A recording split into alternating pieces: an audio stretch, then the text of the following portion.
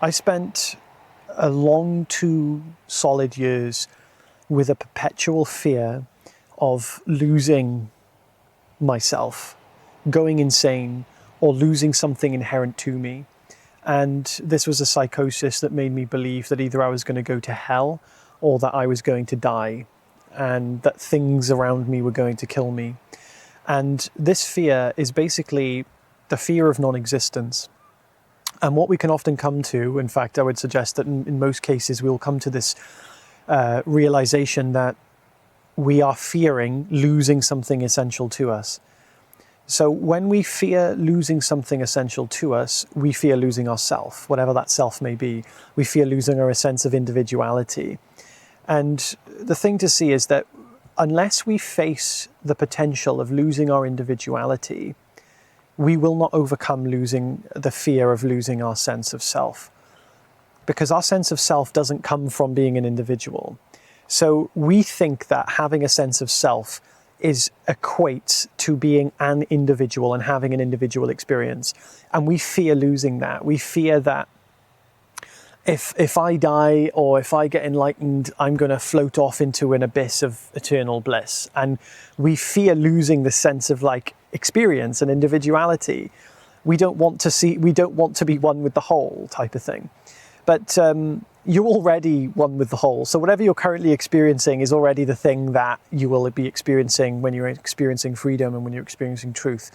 And every night when you go to sleep, you are one with the whole. There is zero perceptual experience, meaning there's no mind, there's no perception, and nothing's taking place other than the pure experience of being itself. And that, you enjoy that. You go to sleep at night wanting that experience because it's blissful, it's peaceful, and it is complete freedom. And then what happens is you have also the experience of waking up as if that didn't even happen, right? You have the experience of that happening, but because there's no thought or memory there's nothing to render it as a memory. So you can't say, I remember it happening, but you know it happened. It happens in knowing. It doesn't happen as memory. So when you wake up, from one point of view, it is as though you just woke up and nothing happened. From another point of view, what's happened is that you actually know nothing happened. And in that knowing of the nothing happening, you loved that. That's the experience you enjoyed. So there wasn't a cessation of consciousness. There was a cessation of experience. So the thing to notice is that you'll only ever have the experience of individuality as an experience, because the experience of not experiencing anything is an experience, but because it's not an experience of anything, meaning it doesn't have a localized point of view like we have, an individual point of view like we do of the body and the mind, in that mode, it's as though you're not experiencing anything because you're not having an experience in the way that we do day to day. So it is as though you're not having an experience to some degree, even though you're having the experience of no experience. So you can never lose your sense of I am. If in this moment right now you have this sense of I, right? Every time you walk, talk, do anything, you say, I am talking, I am walking, I am doing this, I am doing that.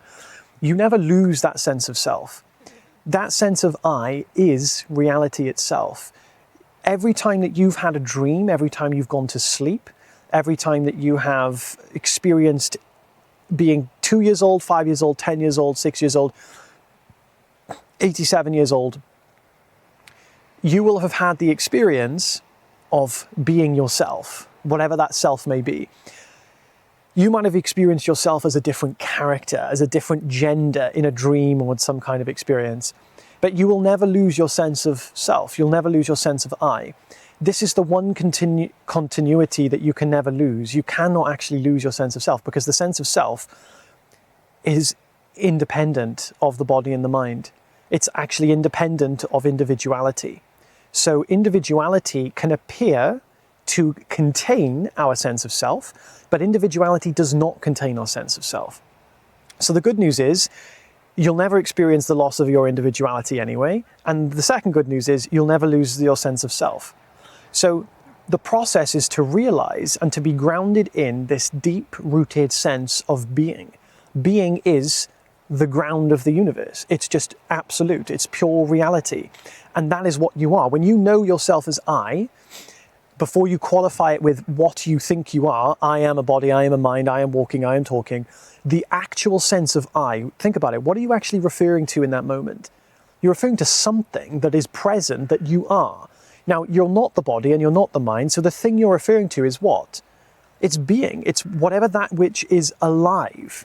Now, we usually equate being alive to having a body and a mind. If I asked anyone on this beach, are you alive? They would say, yes, I'm alive. And I'd say, well, how do you know? And they would say, well, my lungs are breathing, my heart is beating, my blood's pumping through my veins. And they will equate the summary of they will basically say, I know I'm alive because my body functions. And if my body didn't function, I won't be alive. What this basically means is that which is alive, being, you, are primarily dependent upon the body. But the body, it has no capacity to create consciousness. There's nothing that can create aliveness. That which is alive creates the body, and the body does not create it. So what we are is essentially pure, infinite, spontaneous energy, which you could consider to be God. And it is shared between all things. In fact, it's not even shared. All things are it. There's nothing else other than that. So when we refer to I, we typically encapsulate the sense of I to the body and the mind. We think I am this bulk of sensations and perceptions. But the bulk of sensations and perceptions are merely the individuality, the experience of individuality. And we appropriate the I to the individual, the experience of individuality. But the I does not actually come from the sense of being an individual. The individual comes from the sense of I.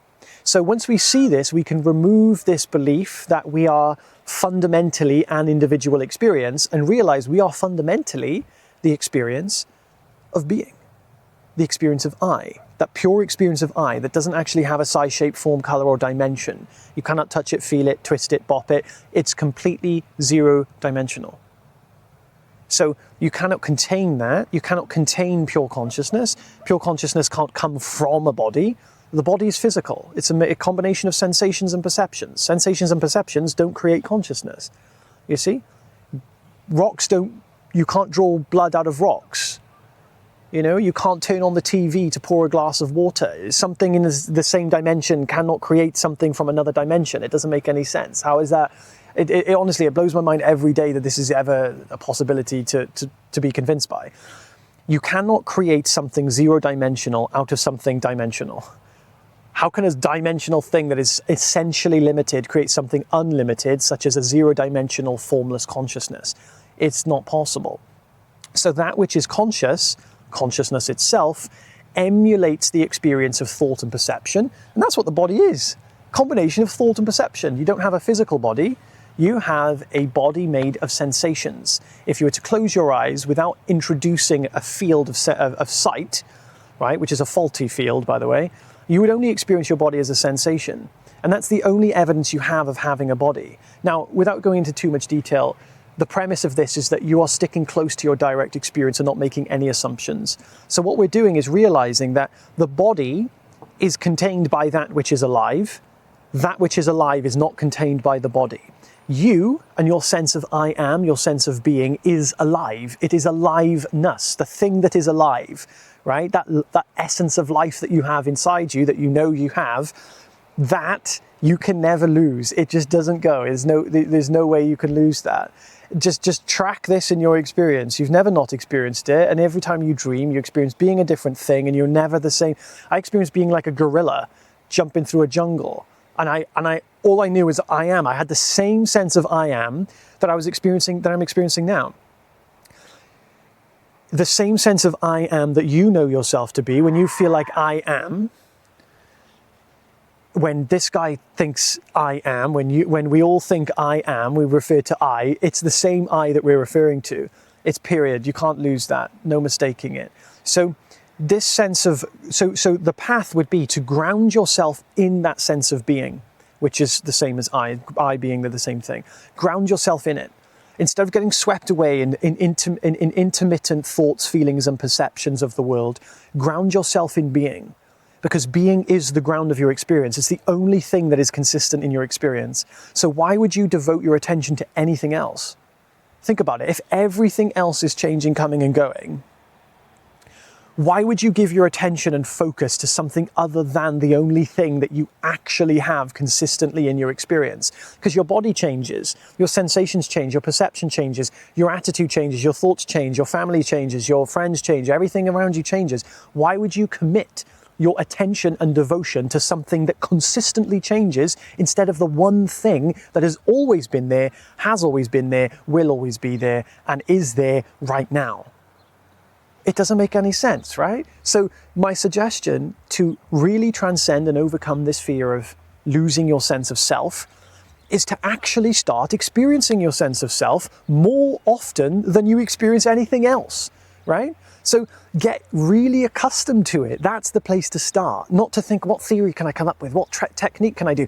Actually start realizing, wow, you're actually right, Saja. My entire life, I have not put any focus or attention into my actual experience of myself. I've tried to read books, I've sought spiritual teachers, I've gone to this thing and this retreat and this practice, but I've never actually started to ground myself 24/7 in my being. Wow, isn't that interesting? I've avoided it this whole time. Why don't I now focus the one thing I actually have, which is myself, and make that my day-to-day lived and felt experience? Because to bring your attention to anything else other than that makes absolutely zero sense. I have a community, it's a mastermind group. We do these meditations and conversations 3 times a week where I can give you all the guidance you could ever possibly need. The first 100 members get DM access, so I can chat to you and stuff whenever you want. If you're interested in that, the link's in the description. I can't vouch for it enough. I'm looking forward to seeing you there. Have an amazing day, guys. Take care.